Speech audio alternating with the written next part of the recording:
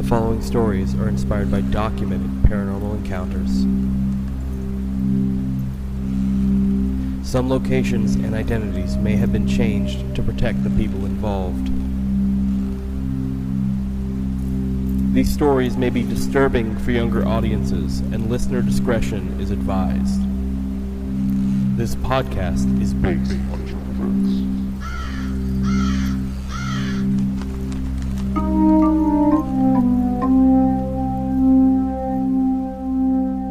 Hi, I'm Dalia, she, they. Hi, I'm Brandon, he, him. Hey, I'm B, she, they. And this podcast is based on true events. Gotta keep you on your toes, gotta get going, gotta go fast, come on. Why'd you go so fast? We're going fast. No more deep breaths, let's go. Quick breath. I say this as you were literally like laying back on the big circle chair, blanket and everything. The mic is brought towards you like... The coziness has been upgraded, for sure. Level 2 coziness, or we're getting level 5 coziness in episode 2, and it's kind of insane. Yeah. All right, so vibe checks. Who would like to go first this time? Man, I'm sorry, Dalia. Go right ahead. No, you go. No. I'm sorry. Okay. I was just gonna say I got my feet up now, so I haven't reached Dalia's level 5, but I think I'm at level 2. Yeah, maybe level 3. It's appropriate for episode 2. Yeah. There's a pillow behind my back too. Like I'm nice good. Support, yeah. Yeah. I got an anime boy pillow behind my neck. Yeah, you do. Oh, is that it? Is that your? Or are you going next? I didn't do shit. Okay, so I don't know why I thought. Oh, the anime boy pillow. That was it. Yeah, that's it. Yeah. Vibe check. I'm chill. I'm good. I'm still buzzing excitement about my streaming stuff happening. Yeah. I will plug that in at some point. Of course, once you get going and stuff. Tell them well, here's the thing, by the time this episode comes out, I'll probably be pre-debuting or debuting. Sure. So like I'm just gonna throw it in here. If you want to check me out, my username on Twitch is Haunted Doll, and Doll is not DOLL, it's DAL, like my name. So if you wanna pop in, say hey, you can. Pre-follow so you can see things. Yeah, you can absolutely do that. I'm get not that gonna first notification for that first live stream. Yeah. So I am gonna at some point I'm gonna have you set up either a link tree or a beacons. Beacons is my preferred just because it's really customizable and cool. Mm-hmm. And then that way we can get all your links in there to all your different pages, and then we can add that to the podcast links beacon as well. Sounds good. So that will be updated in there as well. So if you don't remember the name, just go to our link page, Beacons. It'll be on every one of our social medias. That's going to be our link, and it'll be under Dalia's links. Should I leave what I am as a surprise, or should I tell them what the model is? Nah, leave it a surprise. That's completely up to you, really. Okay. Yeah, because it's a whole character. Completely surprised. So. I'll tell you next episode. If I probably can't hold it in. So. And then I'm once again I'm also working on things because Dalia has me inspired to go back to streaming as well. My current plan is to do like Tuesdays and Thursdays after dinner, after work. Sunday, Monday, Tuesday. Yeah, just kind of like the vibes are chill. It's like very low key. And then like it's in my links. It's Zom_Brandon, Zom_Brandon, which is everything that I am. Like every link that I have, it's all the same thing. But yeah, I'm making my own emotes, so check those out. My free ones for followers though are going to be the ones that I had before. Like the 5 that I had Sweet Melody make for me, who is a VTuber that I really enjoy. She's really good at art. I love her art style. Either way, do you got more vibe check? I don't think so. My B-Haw emote is my favorite emote. It's really cool. I was just looking because I've been looking around to gain inspiration. So I was looking at yours. I was like, B-Haw is awesome. It's not my brand, but it's awesome. It's very on brand for me. Yeah, I feel for like, sure to it have is. B-Haw. I was got listening, a little cowboy hat, little pistol. I was listening to your channel trailer, and I got 3 seconds in and had to pause it and go, "This fucking hick." Well. You know, and then you do that, and then you do the thing that you do for stories where your voice gets really low and like really not low, but really quiet for a bit, and you're like, "You ain't gotta outbeat to the audience, damn." So anyways, sure my Twitch channel is Pollinator. We're all streamers here. So about that's wild. B, are you about to go back into streaming too? Am I inspiring 2 people? I didn't really leave. I didn't really leave. I update my Discord often. Yeah. That's not streaming though. So no, it's not. But it's giving my community an insight into what I've been doing, Which is cool. I like most of the time that I've been off streaming. So first of all, I had to take a step back because my mental health wasn't there. Correct. I Yeah, wasn't that's fair. prepared for the amount. I'm a face streamer. I got a face cam and everything. Same. Mm-hmm. And I did not realize just how much energy it really takes to put on that persona. And it just got to be too much for me, and I burnt myself out, and I had to take a step back. Mhm. So now I've just been in the background, changing things and mix it up and all that good stuff. I think the best way to combat that is to come out the gate already being like yourself and how you want to be. Yeah. The only thing I really want to change about like me, like how I'm gonna be streaming this time, is I want to be able to talk more. I want to be able to I want to be yapping, even if nobody's there, because my VODs will probably go on the YouTube channel or whatever. I want to be able to just keep talking, because dead air will lose thing. It'll lose a lot The of people. vibes just, Yeah. Yeah. Being able to keep monologuing. Right. Sure. And to do that, you don't have to put on this really hyper face. You can talk in your normal voice. Just keep talking. Mm-hmm. And I already talk to myself a lot, so I can do that. I have this problem where you and I both are going to find out what I'm about to say the second it comes out of my mouth. Yeah. So it's great. That's just what happens. it And works. Yeah, that should and that could continue to be. You don't have to Yep. you don't have to act. You're already an interesting person. Just be that. For me, I did, though, because everything that's happening in the background of my house at the same time. Sure. I don't have any privacy when I'm sitting there streaming by myself. Mm-hmm. Brandon is up there doing whatever. My kids are up doing whatever. Sure. And I have to stay vigilant to make sure that stays separate. And it got too much. You almost need Well- a privacy screen. Or just brainstorming here. Don't make that be separate. But I want it to be separate. I Okay. don't want my kids anywhere near my stream. That's Right. fair. Yeah. Especially considering I've done a bikini stream in the past. I do not want my kids anywhere near that. That's fair. That's completely fair. Now, that said, there's a channel in my Discord called Gamer Baby Updates, Right. where Cassie just kind of mashes my keyboard. That's funny. But I don't want them near not it. necessarily have them on stream, obviously, or have the way. But if stuff does happen, just be real about that. It's this is what's going on. It's fine. That's not for me. I can't. Okay. That's fine too. To each their own. I just think it's ultimately the goal is to just be real to yourself, so you don't get burnt out. Yep. All right. But anyway, my vibe check for the day is all right. So I'm back to one nostril being clear. Right before we started, I had both clear. I took some Mucinex, so hopefully I won't have just a random snot rocket pop up into my lower chamber later. Lower chamber's crazy. Locked, loaded, and ready to go. So the way I described it to Dalia the other day, that scene in Emperor's New Groove where the child is like, I have a loose tooth, and she blows it in and out really fast? That's what my snot is doing. Yeah. That's what my snot is doing. It's not coming out. It's not even enough to do that. It's just coming to the forefront and being annoying. That's hilarious. It's something, all right, for sure. I also like to come to the forefront and be annoying. Mood. Same. So, are we ready for today's episode, guys? Yer. Cool, because we've already started recording. It'd be kind of weird if you weren't. Well. However, Anyways, time to go home. the real question is, are you ready for my story? Well, yeah. Ready as I'm gonna be. I think so. All right, cool. I'm interested in the one that I have today. I think you guys might have some thoughts on it too, on some certain parts. So here's my intro for it.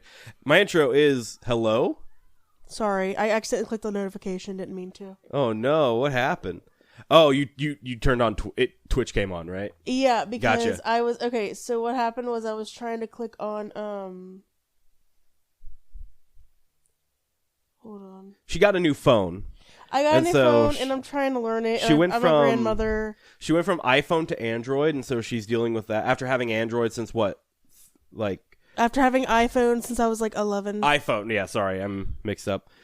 And then B's playing Uma Musume. I just made it into grade A, or into grade A for the graded. I just made it into group A for the graded.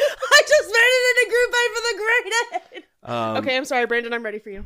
Well, B is playing Uma Musume, which is the horse girl game that we all play together. I was literally like on Google Docs and a notification for someone going live popped up, and I was trying to hit a button up here and I hit the live instead, and so it started. Mm-hmm. I do apologize. You're okay. So for real this time, is everybody ready for my story today? Like, actually? Yes. Better yet, let me just... Yep. Okay. So let's get to my intro, shall we? Here's my intro. Men. Sorry. Men can be Same. creeps, weirdos, and even downright evil.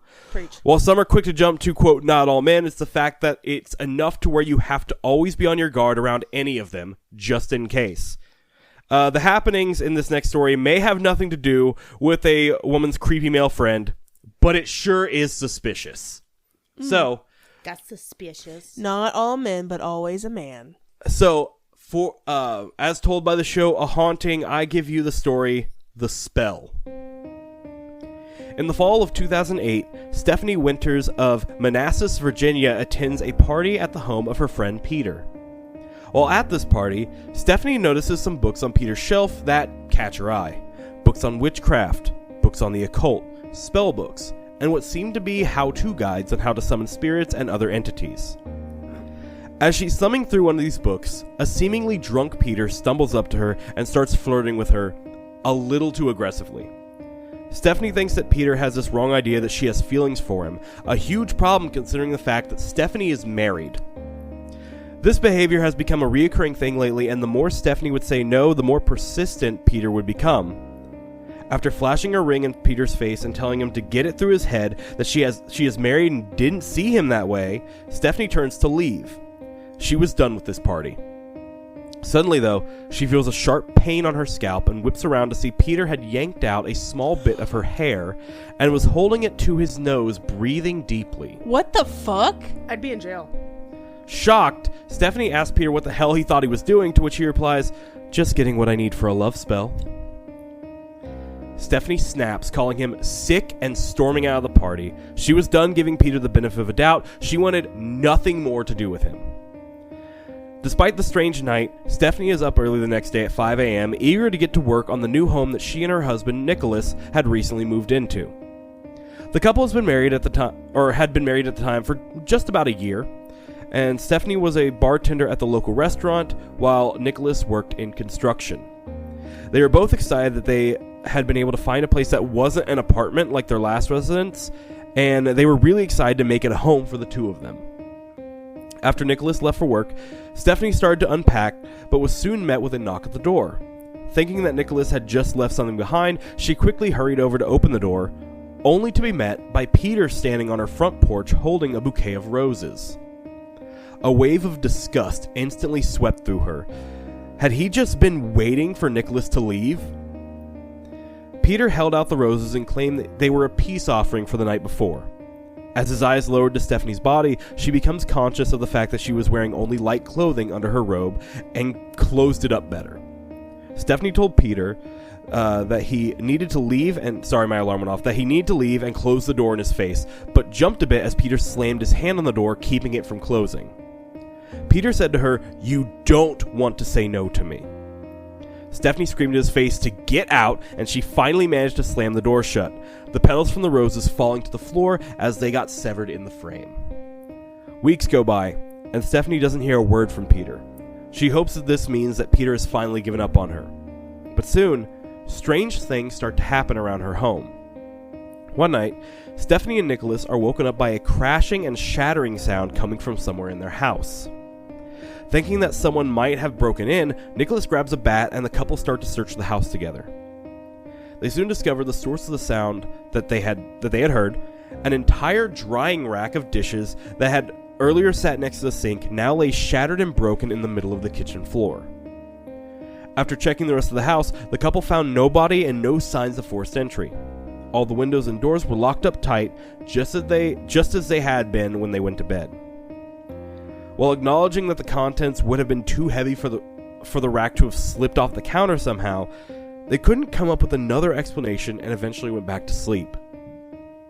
A few weeks later, Nicholas is home alone working on some tattoo designs that he creates as a hobby, when he suddenly sees out of the corner of his eye a candlestick go flying across the room and hit a wall. Looking over, he sees the candlestick laying on the floor and a big black scuff mark on the wall where it had struck.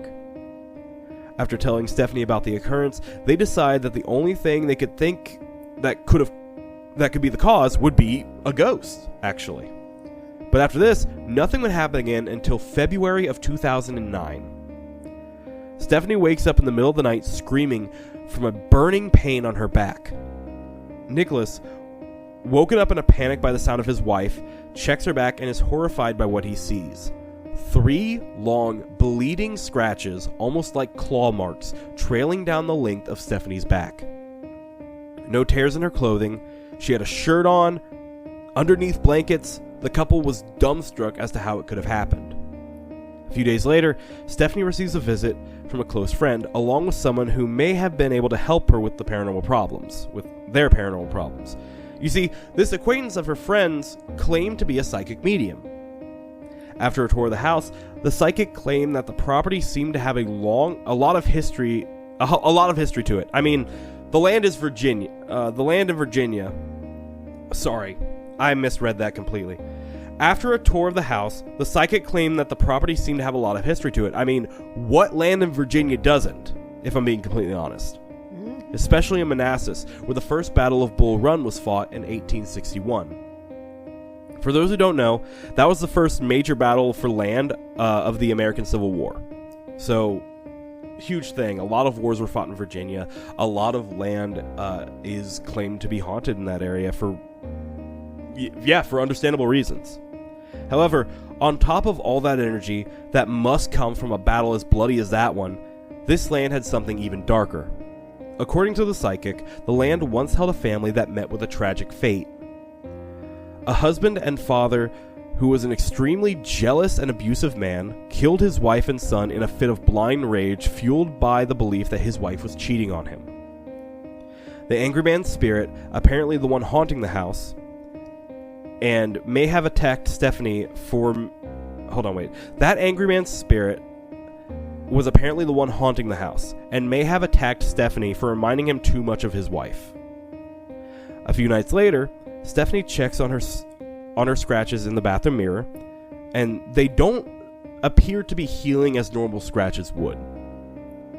As she turns her gaze slightly, Stephanie sees the sad face of a young boy peering in at her from the door leading to the hallway.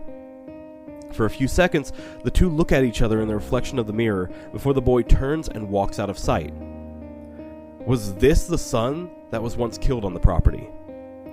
Later that week, as Stephanie stood in the kitchen making dinner, she watched the skin on her forearm open up in 3 scratch marks as she felt a familiar agonizing burning sensation. The couple knows they need help, but are too afraid of how people will react to what's going on to share their experience. The last thing they wanted was for people to think that they were crazy in this place that they haven't really been in for very long. All they can do is try and resume a normal life. In November of 2009, the couple have over a couple friends, one of which is getting a tattoo from Nicholas. During this, Stephanie comes over to check on them, and they make a joke about the bandages on Stephanie's arm, the one that covers the latest scratch marks. The friend getting tattooed says, quote, "I hope that's not the result of Nick's latest tattoo." And almost in response to this, all of them watch as 3 fresh scratch marks open up across Stephanie's leg. The friends are understandably freaked out and they leave the house immediately. Scratches would continue to appear on Stephanie's body at least once a week for the next few weeks. Reluctantly, the couple finally decides to seek help from a paranormal investigator. That investigator is retired detective Rick Atristane, who specializes in violent hauntings. Rick finds it interesting that each wound would appear, as I said, of 3 linear scratch marks side by side, something that usually points to being indicative of a negative entity haunting.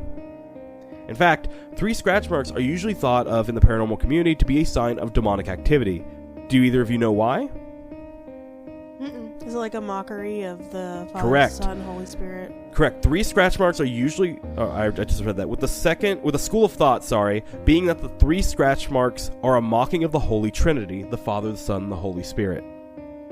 Rick explains that it's possible that something might have happened in order to invite or cause this phenomenon to occur to her, and asked if there's someone in Stephanie's life that may be involved in occult practices or that may mean her harm. After hearing this, Stephanie's mind flashes back to Peter, and she tells Rick everything. About how he had started becoming stalkerish with her, and about the, quote, love spell that Peter claimed he was going to use her hair for. Rick considers the possibility that Peter may have put a curse on Stephanie of some kind.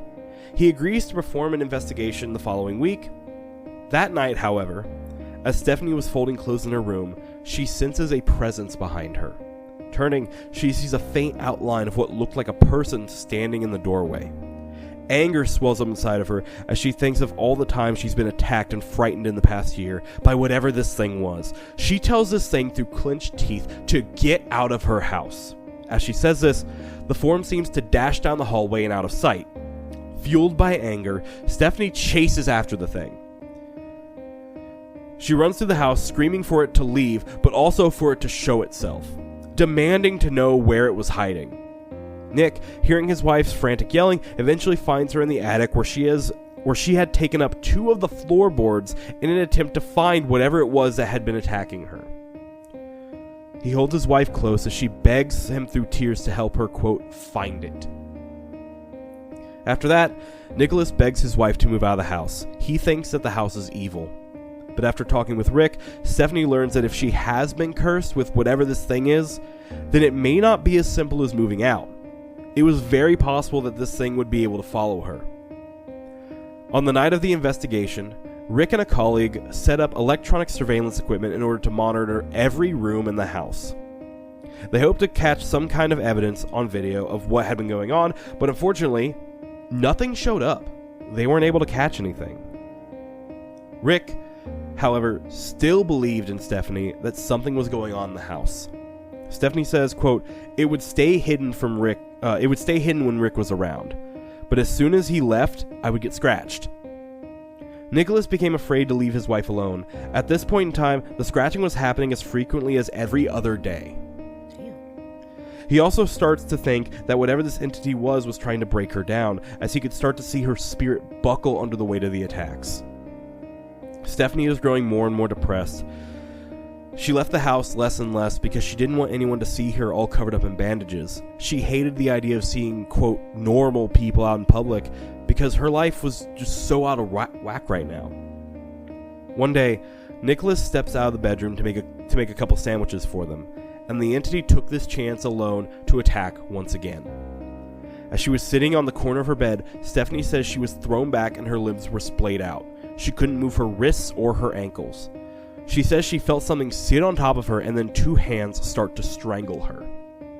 Nicholas hears her choking and runs back in to see his wife splayed out and struggling to breathe on their bed.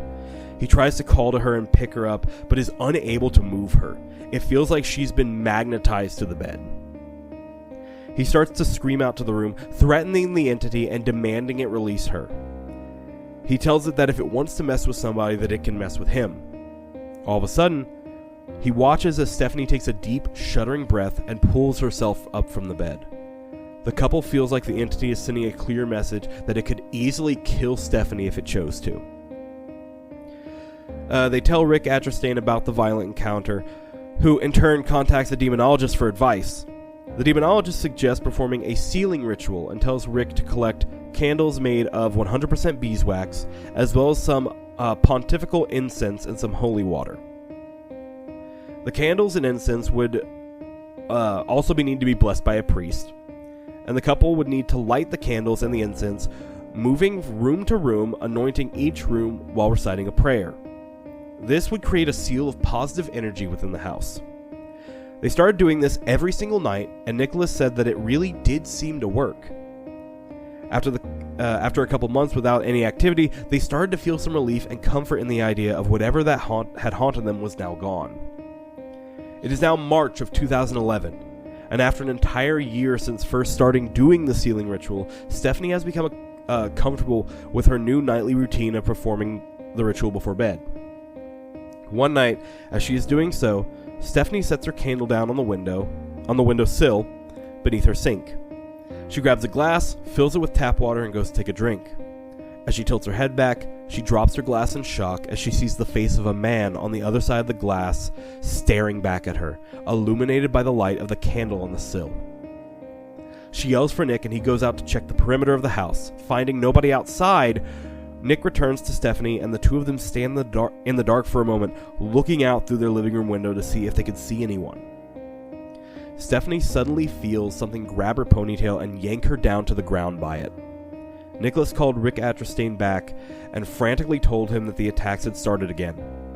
In April of 2011, Rick begins a 48-hour investigation at the house, hoping to gather evidence in order to justify a formal Catholic exorcism. Rick also suggests not doing the sealing ritual during the investigation so that they might have a better chance at collecting evidence. On night one of the investigation, Rick and a fellow investigator stay up at night monitoring camera feeds, but are disappointed to capture nothing out of the ordinary. On night 2, however, it seems the entity's patience had run its course. The duo watch as Stephanie gets out of bed and heads to the kitchen for a glass of water. She's having a tough time sleeping again, for obvious reasons. On top of the new attacks, as well as being watched in your home on cameras, I can't imagine that'd be easy to sleep. As she starts to walk away from the sink, the men watched as her body suddenly jolted backwards, not unlike the motion of being shoved. They then see that 3 fresh scratch marks have appeared on Stephanie's bare arm. Rick Atterstein says that the wound this time was so severe that by the time he made it into the kitchen to see if she was alright, there was a small pool of blood forming where she was standing, as well as minor blood spatter on the nearby wall. So this was very forceful of a scratch. The spatter indicated to Rick that there was some force applied to the particular scratch. While the video evidence was significant, they didn't think it was conclusive enough to convince the Catholic Church quite yet. So, the investigation continued. Not long after, that same night, as the duo of investigators watched, Stephanie sits awake in bed. Stephanie was attacked once more. Another set of 3 scratches appeared on her opposite arm from before. This time, Rick was able to run in time to actually see the scratches forming with his own eyes. He saw her looking uncomfortable, ran in and saw them appear. Rick thinks that they now have enough evidence and experience that he's seen to convince the Catholic Church. He contacts David Considine, a lay religious demonologist in Connecticut, whose work is officially sanctioned by the Catholic Church. And David plans for a mass to be initiated in Stephanie's name. He suspected that she may be under demonic oppression. For those who don't understand, that's when a person starts to be under control of a demon and is just a single step away from full-on possession. So there are definitely layers to a demonic possession. So this is second to full-on possession. And if that is the case, then Stephanie should show some type of adverse effect from the mass, even at that distance. To be clear, he wanted to hold it in Chicago, while they were in, what? Virginia, yeah, sorry. I went back to last week's episode, I was like, Maine again? No, Virginia. This was not revealed to either Stephanie or Nicholas, so neither of them knew that this mass was going to happen. As a priest in Chicago prepared for the mass 700 miles away, Rick arrives at the Winters home under the guise that he had accidentally left a notebook at their house and was coming to pick it up. In reality, he was there to see if Stephanie had any reaction to the mass about to be performed. As Stephanie walked with Rick through the house, she suddenly shows signs of weakness out of nowhere. From Stephanie's point of view, it felt like she felt fine one second and then not at all the next. She starts feeling dizzy and her head splits in a severe migraine. This tells Rick and David all they needed to know.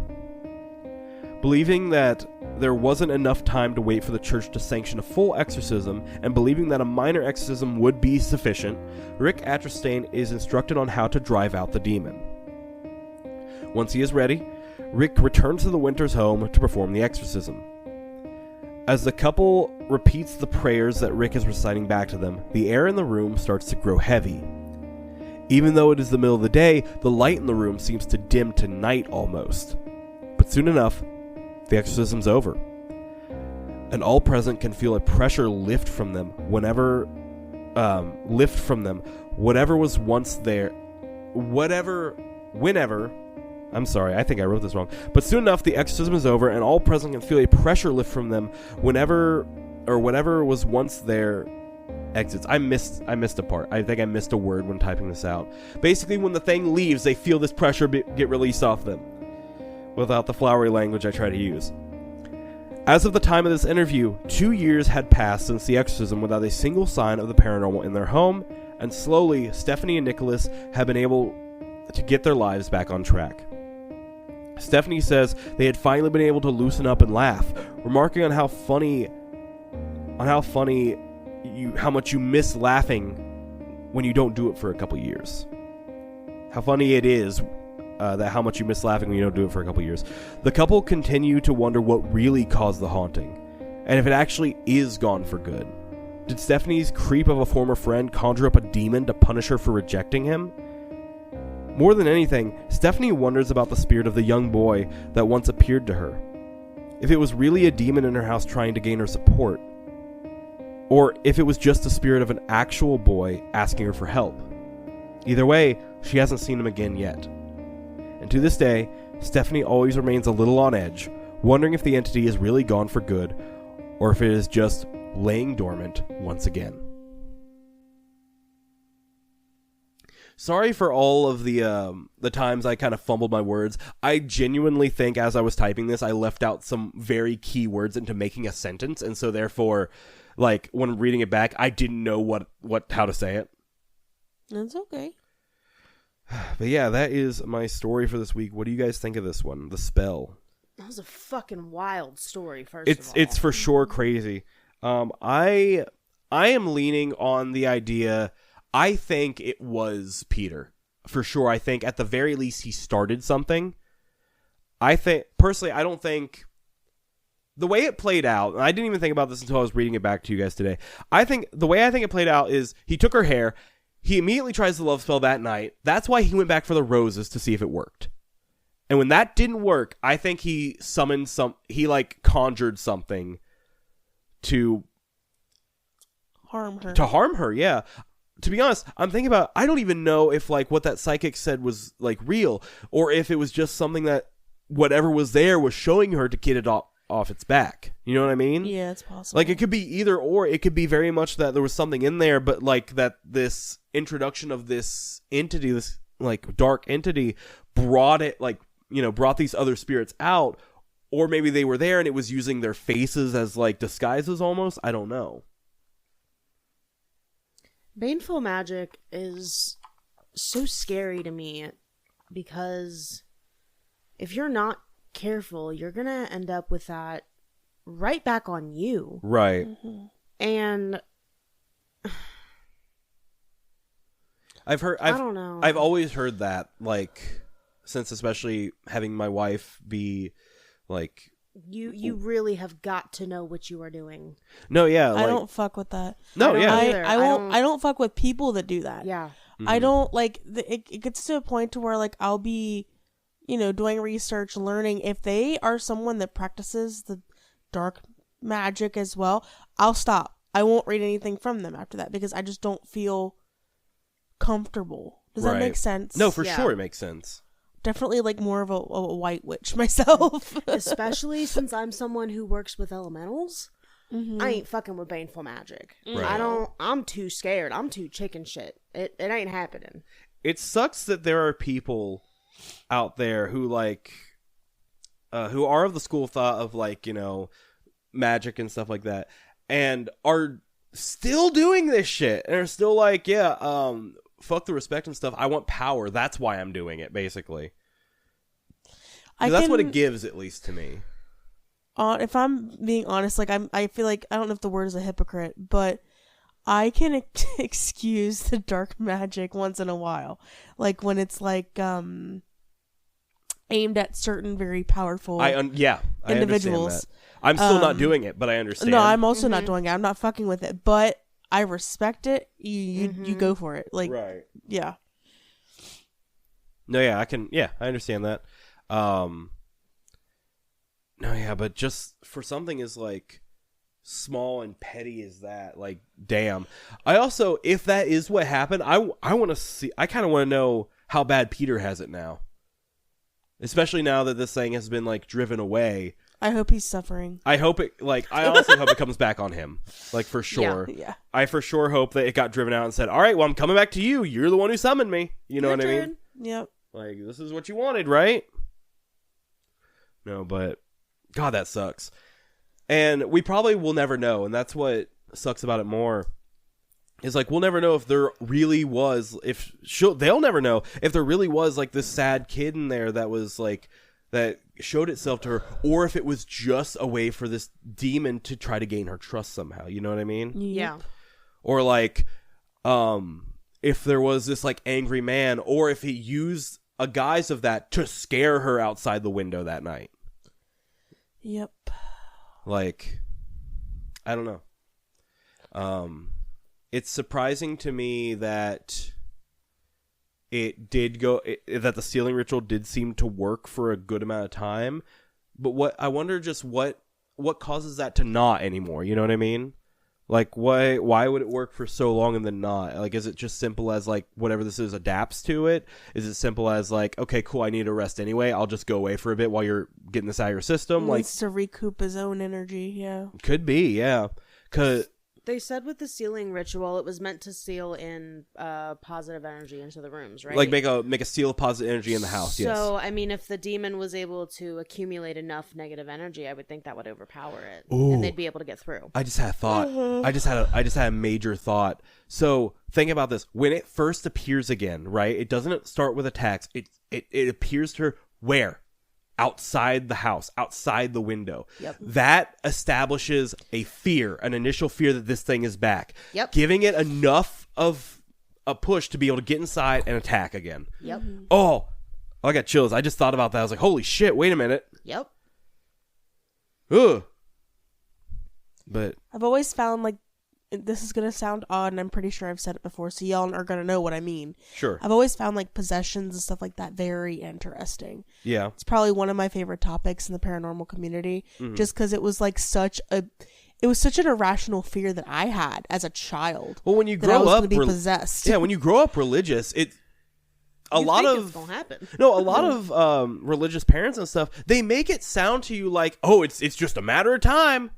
You know what I mean? Because it's like a scare tactic thing, which sucks. Like, that's not how that's You and supposed that to... damn phone's gonna get you possessed. It's like when people say that, like, oh, what you watch brings things in. It's like, I'm not watching a horror movie, and that's not inviting a demon into my house. That's not how that works. Playing Resident Evil is not going to invite zombies into my house. Every energy in this universe is based off of intention. Yep. Completely. And so, like, I think that's why people can make tulpas and stuff, is because it becomes so much of a thing, like, that you believe that it's not really even intention anymore. You just think that's what it is, but it's still an intention thing. You know what I mean? Yep. But yeah, those are my thoughts. But anything else before we move on to pictures? No, I'm ready to see. Okay, so I've just got some pictures of, like, the people first. So this first one is of I almost called her Shelly again. Nicholas and... Oh, what was her name? We just read it. What am I saying? Oh, what was her name? I gotta go back to my story. I'm so sorry. That's a good question. What was her name? What was it? Why am I... she was the main... Stephanie. Stephanie. Oh my god. I have a cousin named... Mom. I have a cousin named Stephanie. Stephanie and Nicholas. This is a picture of them. Next up, I am sending a picture of Rick... I'm not even going to try to pronounce his last name when I don't have it right in front of me. It was hard enough when I was reading it. But Rick and then David Considine. So My brain went Rick Astley. Yeah.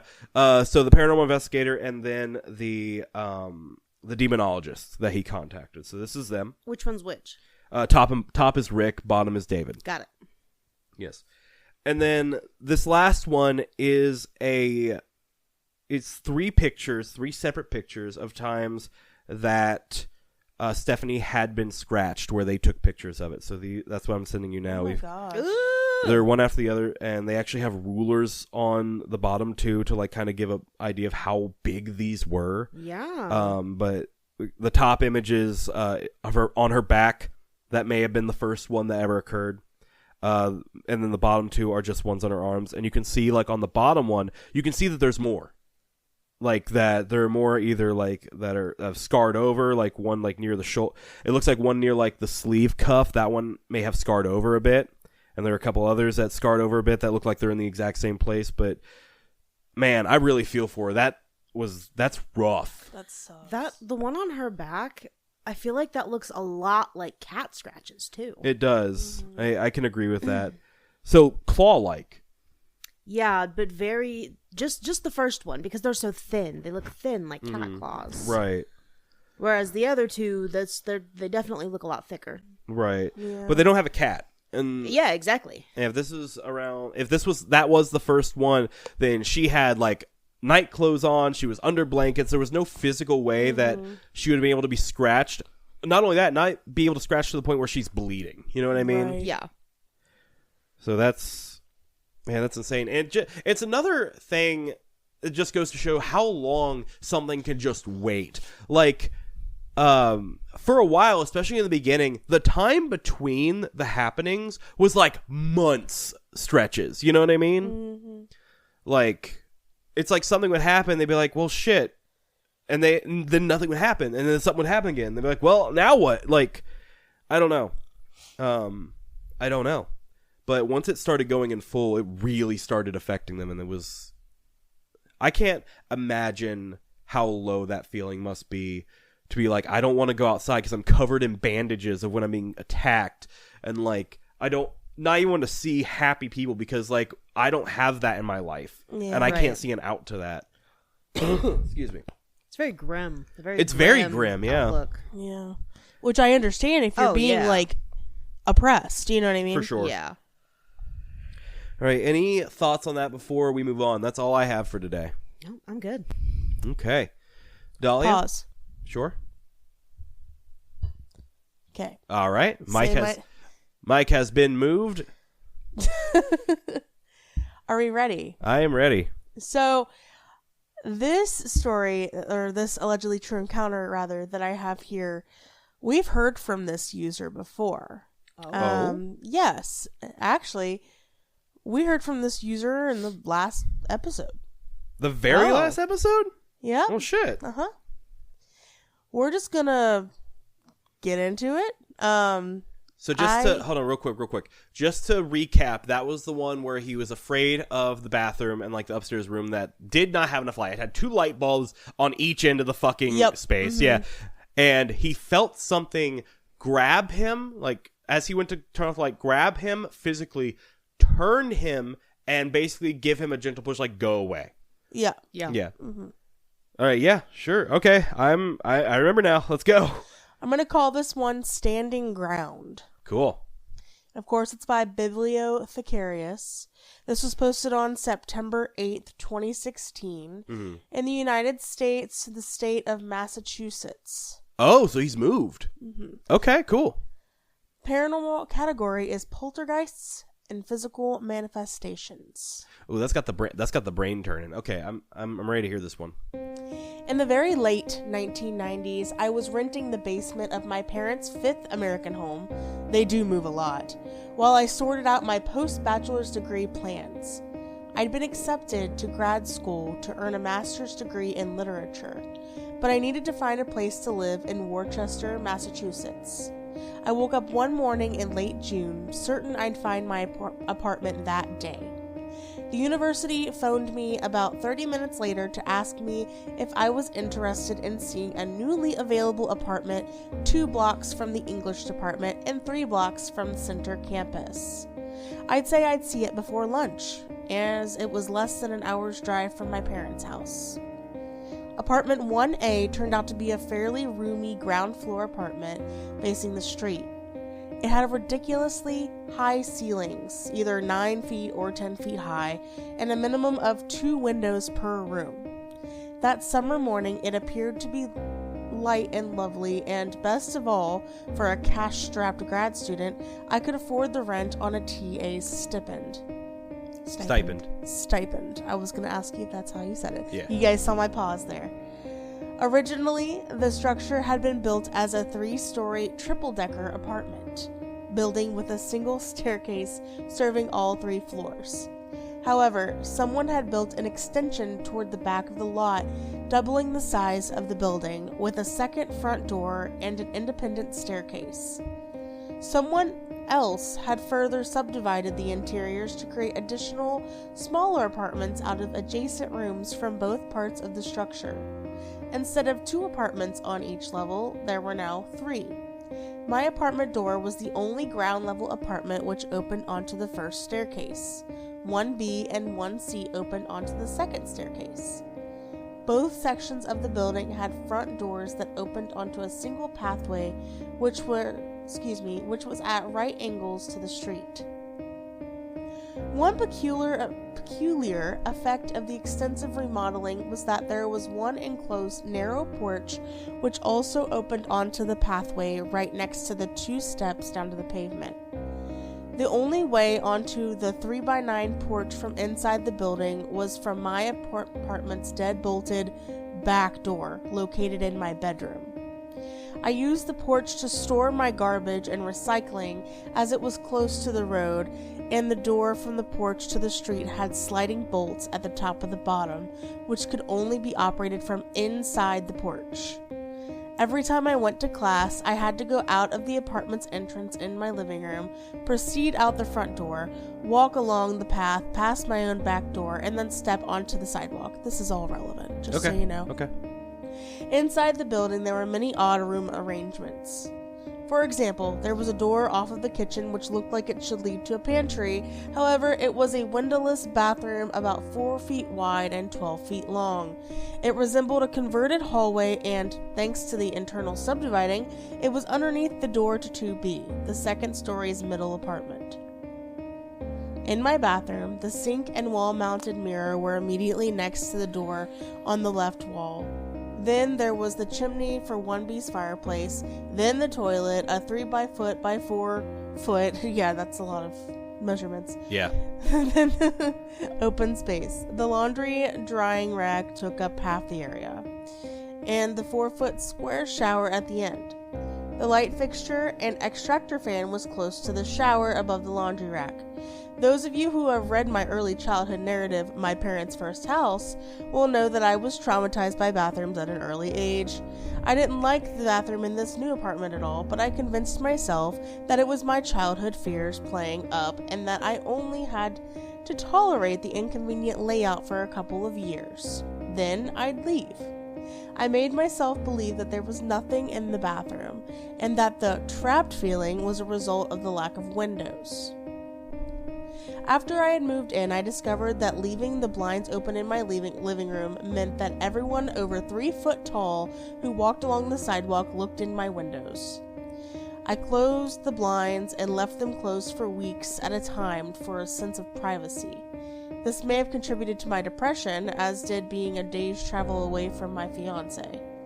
I only felt depressed when I was in the apartment, but a more general sense of gloom began to set in. Incrementally building to a dread of returning home. While the room still looked spacious, bright, and airy, I had the peculiar sensation that the apartment was trying hard to look that way in spite of the heavy atmosphere which seemed to be pouring very slowly out of the bathroom and into the rest of the apartment. I had lived in 1A for about 8 months when the tapping in the kitchen began. It was late at night, and I was on the sofa watching a movie, with the kitchen doorway behind my right shoulder. The rhythm was a simple 9 beats, as though drummed out on a wooden surface using alternating fingers in an impatient manner. 1 and 2 and 3 and 4 and 5. I stopped the movie and thought, what the hell was that noise? Did it come from my bathroom or my kitchen? 1 and 2 and 3 and 4 and 5. The first and last beats seemed more pronounced than the others, but I couldn't tell if it was because they really were louder or because each had been preceded or followed by a very still silence. I got up from the sofa, walked deliberately to the middle of the kitchen, and pulled the cord to turn on the light. I don't know what I expected to find, but it was only my slightly untidy kitchen. I started to look around for a possible rodent invader. As I looked towards the cabinets and sink, there was a 1 and 2 and 3 and 4 and 5 tapping on the refrigerator's door to my left. I turned slowly toward the fridge, scrutinized the assorted bills and postcards magnetized to it, then I looked down the gap between the left side of the fridge and the wall. There was nothing but ugly linoleum. The sound resumed with a wooden resonance. 1 and 2 and 3 and 4 and 5. I could tell it was now coming from the baker's rack to the right of the fridge because of the toaster oven's clattering accompaniment to the last few wooden beats. I moved to my right and started to look around on the baker's rack to see if I could see what was making the noise. I slid open one of the wooden drawers, seeking a simple explanation, hoping I'd misinterpreted the source of the sound. As the first drawer contained no likely candidates loitering in the cutlery, I slid it shut and put my hand in the second drawer, when the metal stovetop behind me reverberated to the now irritating rhythm, 1 and 2 and 3 and 4 and 5. I tiptoed hesitantly toward the stove, feeling like the idiot character in a horror movie who won't listen to the audience's warnings to leave. There was a pan on the stovetop, but it was empty. Likewise, the tea kettle yielded no clues. The pilot light was on, and there was no scent of a natural gas leak. The search had become more exasperating than enlightening, so I decided I was going to leave the kitchen light on and return to the living room. As I straightened up and faced the living room doorway, the metal sink behind me tapped out a 1 and 2 and 3 and 4 and 5. I spun around, determined to catch the pest in the act. I peered over the rim of the sink, trying to identify the cause of the rhythm, when something used as much energy as it could muster to kick the metal side of my stove. Bang! The second thought which ran through my head was, I think it wanted to frighten me. Because this thought was still trying to organize itself into a coherent analytical statement, it had no chance whatsoever of catching up with my adrenaline-fueled verbal indignation as I lost my temper. I try very, very hard to be a patient person, because when I'm angry, my attitude is that the nuclear option is a fine starting point, and that anything left standing within the blast radius is a valid target. I recall that my reaction began with, "How dare you?" I know that my tirade included casting aspersions, I'm not sure what that was, I'm sorry, upon the moral character of the entity, speculations about the cheap promiscuity of the entity's mother, indicating promiscuity. Yeah. That was just That's a word. Those are words. Please continue. Of the entity's mother, indicating where within its own anatomy the entity should place its hand in order to tap its rhythm next. In my opinion, of spirits who wanted to haunt my apartment without even pretending to be helpful. I informed it that it was haunting a sadly decrepit tenement building in a poor neighborhood, that the heyday of Worcester's economy had occurred about 110 years earlier, and that those conditions meant that I was shouting at the supernatural equivalent of dry rot fungus. Jesus. I had gone into the kitchen because I had thought it was in need of help, not that it was engaged in a feeble attempt to scare me. Even with the help of the depressed atmosphere, no invisible appliance tapping absurdity was going to make me feel afraid in my apartment, and I wanted it gone. I included several profanity-laden instructions as to how it was to remove itself, suggested that it try to locate its dignity, and issued dire warnings of the measures I would take if it resurfaced while I was still residing there. Not surprisingly, it left. It took most of the oppressive atmosphere with it. I have been told by family, by friends, and on one notable occasion by a stranger that for 5'6" and 140 pounds, I can be terrifying. This is not a character trait I like, as it can take hours, sometimes days, for me to regain composure. I prefer to be a happy, enthusiastic, and pleasant person. When I'm outraged, I focus very intently on the cause, throw my internal filters to the off position, spin in the dynamo on my vocabulary, crank my volume, picture what I'm about to do to the person, or group of people, in front of me, feel cracking ice-cold fury crawl up my spine, and let it rip. The fact that I've done this on more than one occasion to living people and to otherwise terrifying guard dogs without real retaliation from anyone would suggest that the level of anger I can achieve when justified is effective. This encounter suggests that it may be effective in surprisingly otherworldly entities too. About 2 months after this event, I was leaving my living room and entering my darkened bedroom.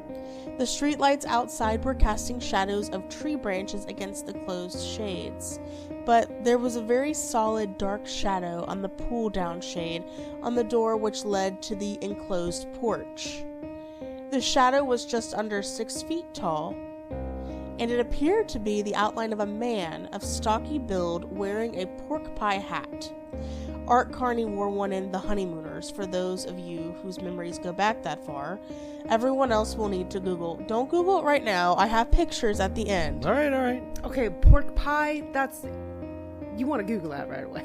Yeah, you can't blame me for that one.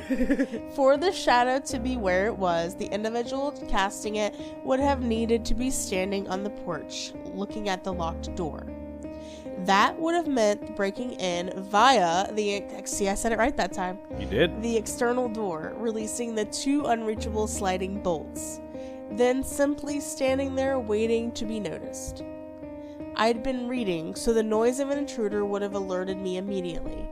I was irritated by the shadows loitering on the porch, so I began with the slow voice I reserved for the heart of thinking. I explained this very clearly to you last time, you half-wit, and I snapped on the rolling blind. No one was there.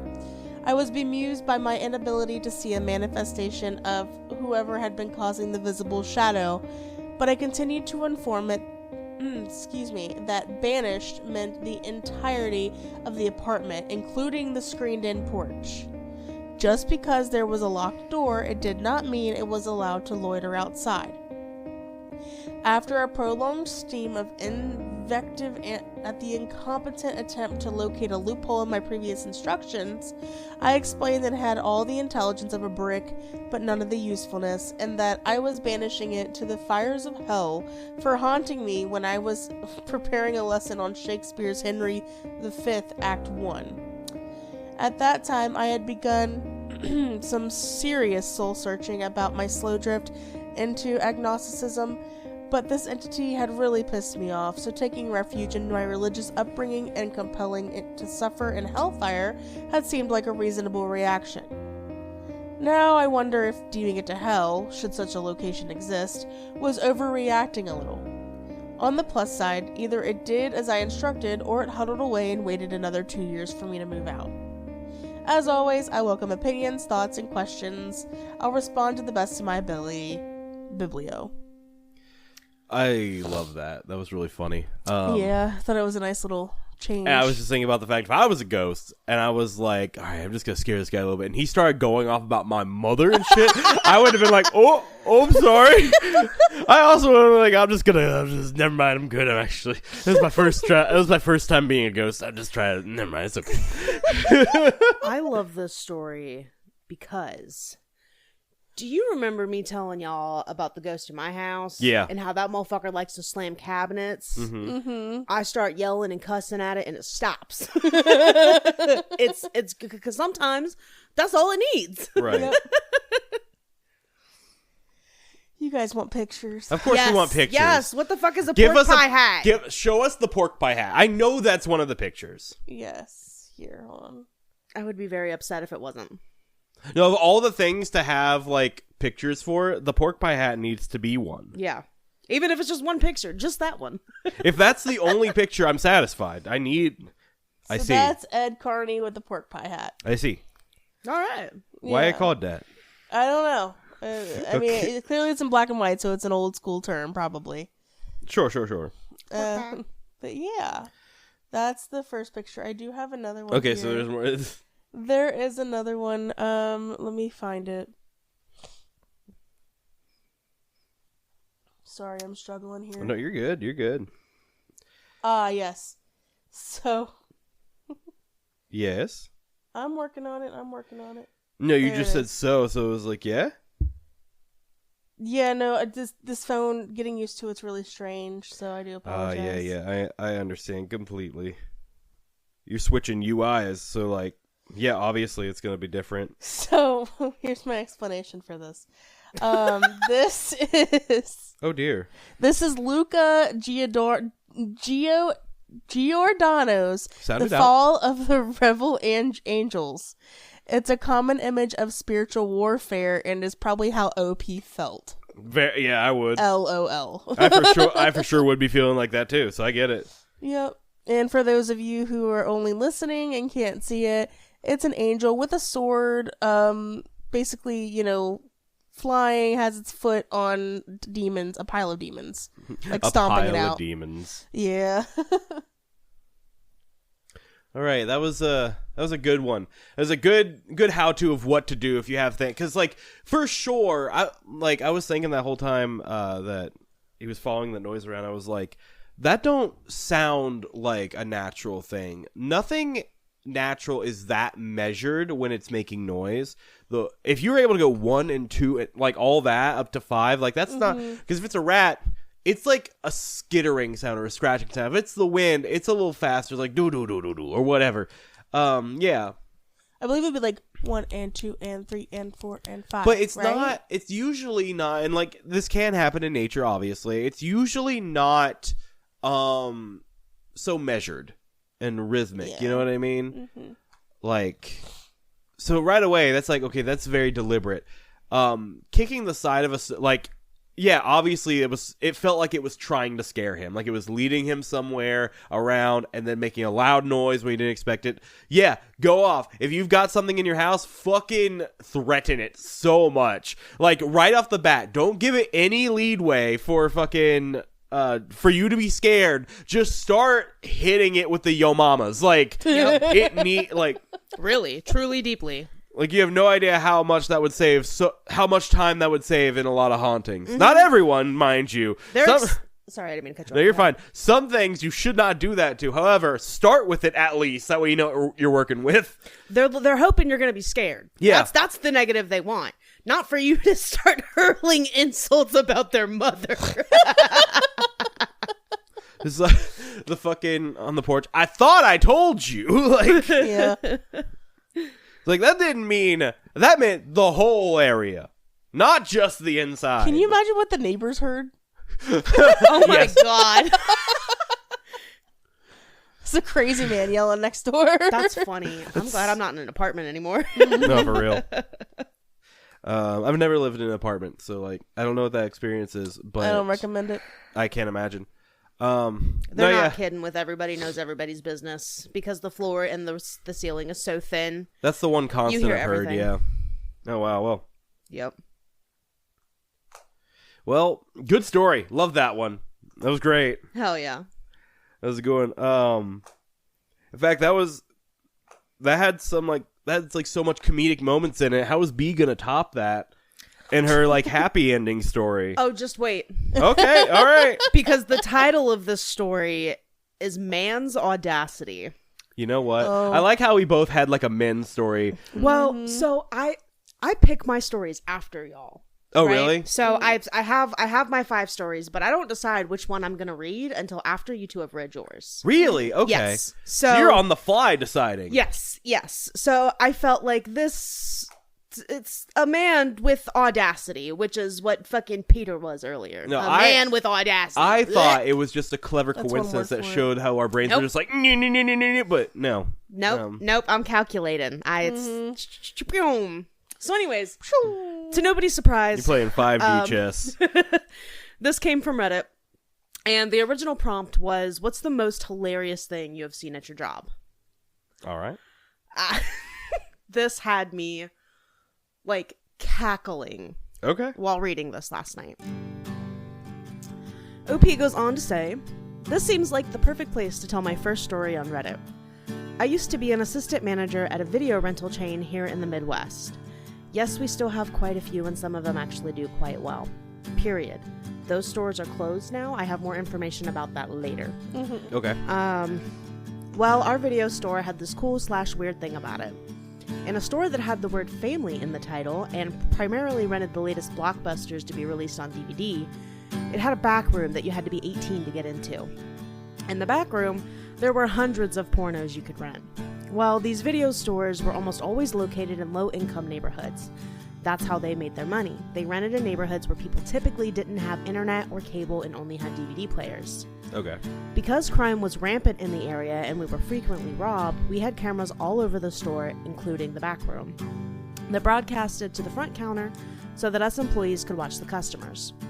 Sorry for all the backstory, but it's essential to the plot. Sure. This kid walks in one day, and he was wearing a backpack. I know this kid. I've seen this kid before in the store. This kid has been asked to leave the store for stealing candy before. It was only me and my manager at the time working. I lean into him and I say, "Hey man, keep your eye on this kid. We've had problems with him before." This kid had a different agenda this particular day. He just turned 18 and was heading to the back room for the first time. He gets in the back room, and we are all watching him on the camera screens up front. Now, the way the back room is set up is that all of the DVD display cases that the movies would come to us in were set up in front of the actual discs. So basically, the box with the titles, actors, synopsis, pictures were on display up front, and the actual discs to watch the movies were were in lock boxes behind the display boxes. So you could read the display boxes if you want, but if you wanted to rent the movie, you had to bring the lock boxes up to the front for us to check out for you. This kid gets to the back room and just starts grabbing movies off the shelves like crazy. My manager and I are sitting there like, okay, here we go again. Do you want to call the cops or should I? But then we notice he isn't actually stealing any of the discs. He's grabbing the display boxes. We could always print more of those, so we didn't really care, but we'd probably still call the cops. We decided to let this develop a little. Well, he starts lining up all the display boxes for these pornos on the ground in these neat little rows. He creates a little 9x9 quilt of adult DVD cases on the ground. Then he proceeds to lay down on the ground in front of them, take out his member, and start humping his hand on the ground missionary position furiously. My manager and I start dying laughing. We couldn't believe it. My manager is like, "Dude, go tell him to stop." I was like, "No way, man. This is all you. You're the boss." So my manager reluctantly goes back there and opens the door to the back room. Meanwhile, I have the pleasure of watching all of this unfold on the cameras up front. As soon as the door opens, the kid looks up at him mid-stroke and freezes. My manager freezes. They lock eyes and just kind of stare at each other for a moment. My manager totally chokes, doesn't know what to say, so he just says, "We'd feel more comfortable if you didn't have your book bag back here. Could you leave it at the counter?" I guess we both assumed that the counter would startle the kid enough for him to just leave. Wrong! This kid, as casual and shameless as you could, walks up to the front counter, drops his book bag off, and then returns to the back room to finish what he started. We couldn't believe it and called the cops. He never came back after that. Yeah. TLDR, caught dude jerking it in the adult section of the video store we worked at. Despite being caught in the act, he returns to finish. Man's audacity. How old is this kid? He just turned 18. Okay, got it. Yep. You probably said that, right? Yep. Yeah. Okay. Yep. I like how we just be staying asking each other questions about the stories that we literally covered at the beginning. Yeah. Yep. Hey, like, sometimes you miss little things like that. It's okay. That is not just me. Cool. Yeah. Like, so, if you can call that jerking it, I guess. I guess. Dorking it. Humping it furiously, missionary style, is fucking That's diabolical. Clapping fingers. Just. The quilt of.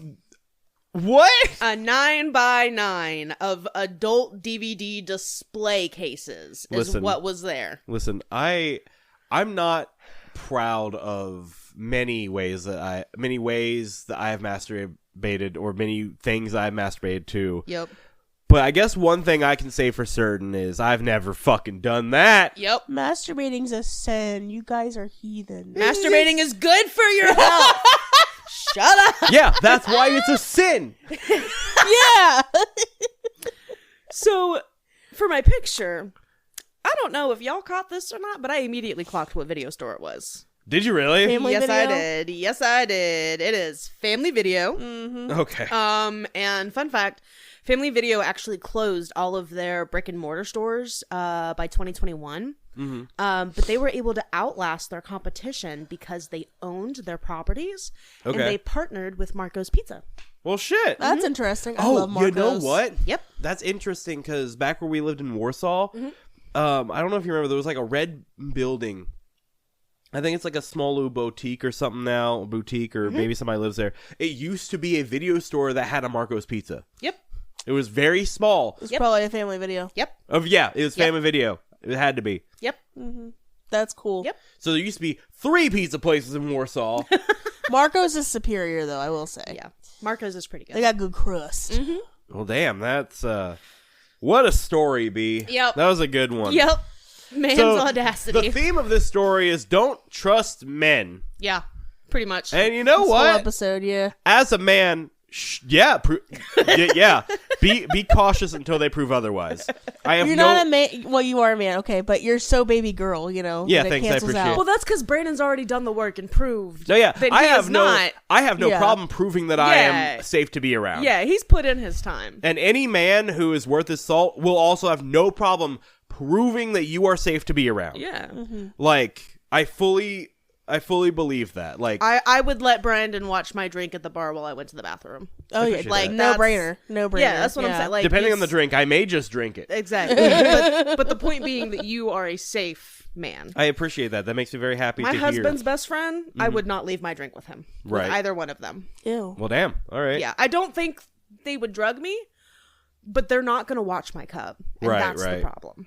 No, yeah. Ew. I'd be on that shit like the fucking Secret Yeah. Service. Yeah. I'm not concerned about them doing anything. Hand to me. over I'm the concerned cup. they wouldn't watch it. Yeah, yeah. Like, It's we like Five own Nights. that It's shit. like 5 Nights at Freddy's. Hand over the cup, looking around, checking the cup, looking Yeah, around. More, yeah, more yeah. check the cameras. Kind of like, Yeah, like I would trust that you would like actually watch my cup. well, thank you. Yeah, yeah. So I you're would. good. You're good. You've done the work. You you got- pass. yeah. You get your stamp of approval from the No, he knows. I non-binaries. talk shit about men all the time. He Oh, yeah. knows. I Like- do too. And he'll join in with me. No, it's So, valid. No, Yep. for Yeah. sure, it's valid. Yep. Like, I also get really weird when like guys take offense to that. It's like they're not talking about me. I imagine. I know they're not talking about me. I imagine that feels similar to like the embarrassment that I currently feel being white. Like Yeah. Yeah. it's like I get it. I know you ain't. You Man. do not have to stop yourself when saying, "Oh, that's some white people shit." Because No, I get it. I know. Yeah. Like, yeah, I it know. is. You're right.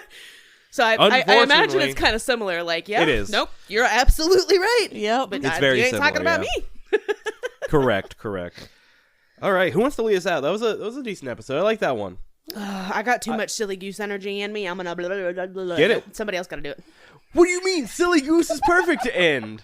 Don't cover your Anyway. face. You're still here. So for social media, guys, we are on Facebook, TikTok, Blue Sky, but not Twitter because Fuck Twitter.